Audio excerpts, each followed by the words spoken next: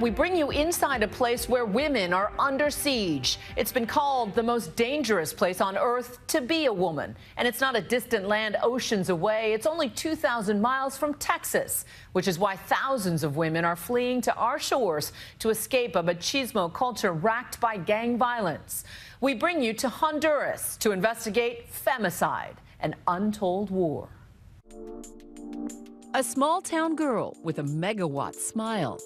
Me siento muy feliz y orgullosa de poder compartir todo esto con ustedes. At only 19, Maria Jose Alvarado catapulted from obscurity to be crowned Miss Honduras.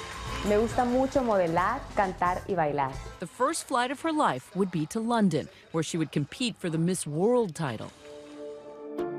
But her tiara dreams were never to be. Instead, rows of weeping beauty queens sat mourning one of their own. Maria, you are and will remain a star. Just days before the competition, Maria Jose and her sister had been shot to death. Their murders, a national tragedy, turned international headline. Murders of the reigning Miss Honduras and her sister. But even their devastated mother says she knows the bitter truth. The only thing unusual about their murders was that people paid attention. Que en Honduras, las mujeres no valemos nada. Honduras is a tropical land littered with churches, yet even under the ever-watchful eye of the Virgin Mary, women here are under attack. We're going on a ride-along with the Christina, which is the military police. We're getting a close-up view of the drug-fueled gang violence that has turned this country into a virtual war zone.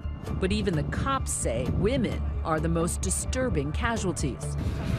His father was killed by gangs. His brother was killed at the age of 16. He himself was shot 3 times, and yet he says it's the violence against women that's out of control. There's even a term for it, femicide. And with one woman murdered every 16 hours in a nation smaller than Ohio, Honduras has one of the highest femicide rates in the world. Aquí en Honduras se lleva bastante lo que es, vaya, yo soy hombre, hago esto. It's a perfect storm of a sexist machismo culture of gangs, guns, girls, and a government unable to cope. This is a part of town known for gang activity, but it's 10 o'clock in the morning, and this is a murder that happened in broad daylight, out in the open. You can see the body is sort of half covered right there. You can see his hand sticking out of the tarp. Just a short walk away, another crime scene. The kids seem unfazed by all this murder. They get used to it. Yo he visto como 30 muertos aquí en Honduras. Here, a man's power is often measured in bullets. Even in this idyllic town, where a young, bookish beauty queen became the country's most famous femicide victim. The night Maria Jose was killed, she tagged along to a party for her sister's boyfriend's birthday. That boyfriend, 32-year-old Plutarco Ruiz. Police believe he shot Sofia after a jealous argument and then turned his gun on her fleeing sister. Y les paró 12 impactos por la espalda. Excellent student. Yeah. Despite a slew of witnesses, police believe Ruiz then brazenly hid their bodies. They were found a week later in a shallow grave. Their oldest sister, Corey, was there. Yo quería pedirle a Dios que no fueran ellas. Their house, now a shrine, cobwebs on trophies, beautiful smiles frozen in time.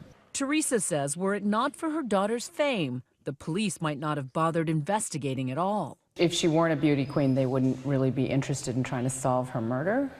Sí, porque como el machismo aquí en Honduras, fueron 2 mujeres, si las mataron porque andaban en fiesta, me imagino que eso, pero no debe de ser así. Police charged Ruiz with the murders. He maintains his innocence, and now, nearly 3 years later, his trial is finally underway. In fact, a verdict is expected tomorrow.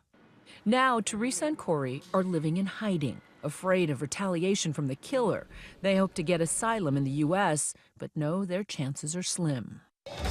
The unholy violence of Honduras has propelled a river of women and children towards America's southern border, part of what the UN has called an invisible refugee crisis. We are living an untold war. Nisa Medina is battling a culture where women, she says, are disposable. Says in Spanish, más pesos, menos balas, which is more kisses, less bullets. Men are getting away with not just brutalizing women, but literally killing them and not getting punished. Because we all think that it's common and it's something that you can be expected of living here. The threat, too often, comes from within a woman's own home.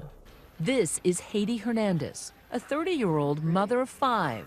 She lives with the horrific memories of the night her abusive husband brutally attacked her legs with a machete. Hubo uno que solo estaba pegado una parte del cuero. The attack so savage, her husband had actually severed both her feet. And he cut you here. He cut you. A ruthless attempt, she thinks, to steal her physical independence. Do you think he went after your legs on purpose, or was he just trying to kill you? Si hubiera deseado matarme, lo hubiera hecho, pero no lo hizo. Haiti is a true survivor. Just a year later, she walks with donated prosthetics. Oh, that's great. And even plays in an all-male wheelchair basketball league. Tiempo que sigamos adelante, paremos los maltratos de los hombres. As horrifying as her story is, in a heartbreaking way, she's actually lucky. Her attacker got 15 years in prison. Despite soaring rates of femicide, rape, and domestic violence, an estimated 95% of these crimes go totally unpunished. We wanted to find out why so few women ever get justice here, so we went to the cops. Here, we run into another badly beaten woman. She's here to basically report that she got beaten up by a neighbor. Her name is Ingrid. She's 24 years old. Le pegó duro. He hit you really hard. She said he hit her 30 times with the machete, the flat half of the machete, basically whipping her with a machete. I'm so sorry. I'm so sorry. What did he say while he was attacking you? Me dijo que me iba a matar y que de hoy no pasaba. He said that he was going to kill you Delante de mi hijo. in front of your child. Most women don't have faith in the police. Ingrid is one of the brave ones. She wants a restraining order, but knows it may not help her. Do you feel like men get away with stuff like this? Attacking women? Porque también a mi tía le sucedió por maltrato, ella está muerta. Promising to keep in touch, Ingrid limps away, her fate uncertain. The restraining order is only as powerful as the police and the courts that are going to back it up. How powerful is that piece of paper in this country? How powerful is a bullet? Is a bullet more powerful than a piece of paper? Yes. We'd heard the government had formed a special headquarters for crimes against women, so we came to find out how they handle cases like Ingrid's. But after 3 hours of waiting, This is the point place for reporting domestic violence in a country where the numbers are off the charts, and yet there are less than a handful of people here reporting. we asked the women's DA, Maria Mercedes Bustelo, to explain. If women really believed that they could get justice here, wouldn't there be a line out the door? Lo que sienten las mujeres en Honduras es impotencia. She admits that filing a complaint can take weeks. Police lack basic resources. And there are places so dangerous, the cops can't even go in without military backup. De hecho, la violencia intrafamiliar que ocurre con parejas de personas que están en maras, ni siquiera pueden buscar ayuda a la policía porque eso significa su sentencia de muerte. What's crazy is here's a woman whose department is supposed to protect women, but she says, listen, if your boyfriend is beating you and he's a member of a gang, you're signing your own death warrant to go to police. Then we get a chance to see for ourselves what happens when the police do take action. Okay, we're riding with the police to deliver the restraining order. His wife is accusing him of punching her in the face and in the ribs. The plan is to deliver the order at the factory where he works. But it takes us 2 hours to even find the place. The charges are serious, but the mood, surprisingly friendly. Once they return, they tell us the man who signed the order wasn't the one they were looking for. They were satisfied giving it to his brother. How did they know that the man that they were looking for wasn't there? Did they look for him? She tells us they asked for him nicely, and we're told he wasn't around. They told you he wasn't there, so you believe them. Okay. Watching this unfold, it becomes clear to me why so many women feel helpless here.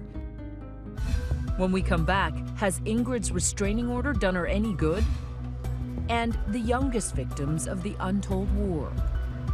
Then, a growing movement, the women fighting back.